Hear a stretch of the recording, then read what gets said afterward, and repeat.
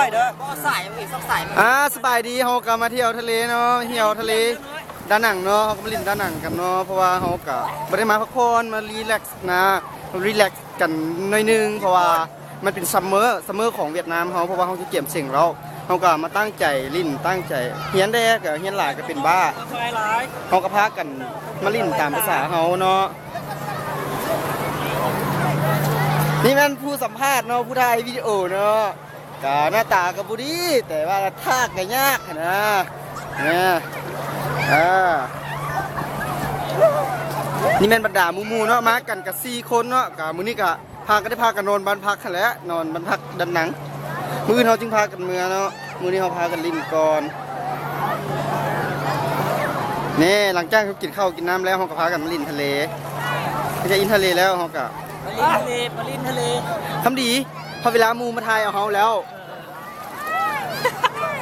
เอามาใส่มือได้โอ้ยใส่มือนะเลยจับได้จับดีจับ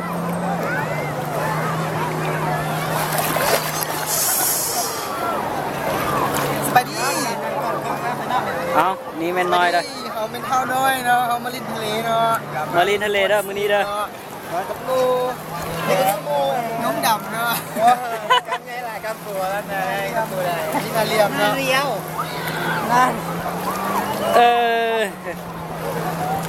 กันใหญ่ด้วย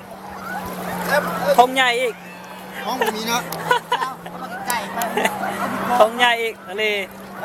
ลนี้ทงใหญ่เด้อทะเลนี้เด้อนั่งจงสับปะเลยเป็นตัวชินุนอชิยอร์ดีนะนั่งจงสับเลย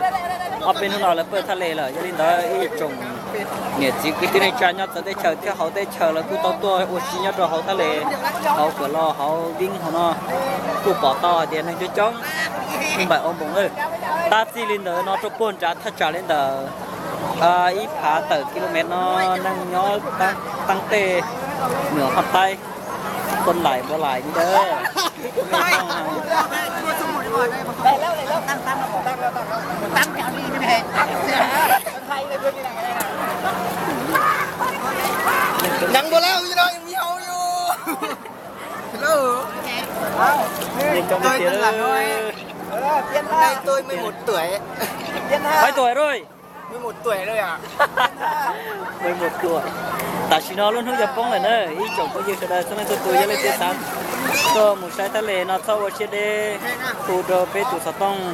ไปยังเจ้าเชียจอในหมุนจิวชิเนี่ยจะเขาทะเลเขาแงนเขาวิ่งเขาได้ชนะล่าเนาะจะลินเดอร์จงก็ยืดฉะนั้นตัวนี่ตูโดไปตูสต้องเตาตูสต้องยอส่วนยีเปล่าเจ้าอ้อยยีเจ้าจางไปยังเจ้าเชียจอในหมุนจิไปตัวเกิดเลยไม่ต่อเขาได้ชนะล่าเนาะต่ออ้อยสองคนได้สองมาเลย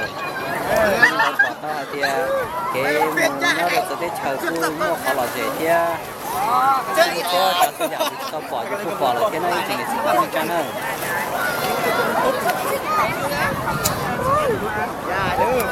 ta chỉ nó vô trốn tu lời đi lấy đây phong ta rõ thế nữa đây phong lời đây đấy thì cho nên một cái gì giờ lấy một cái nó chơi giờ đó sắp đến nữa để khai lên nó xí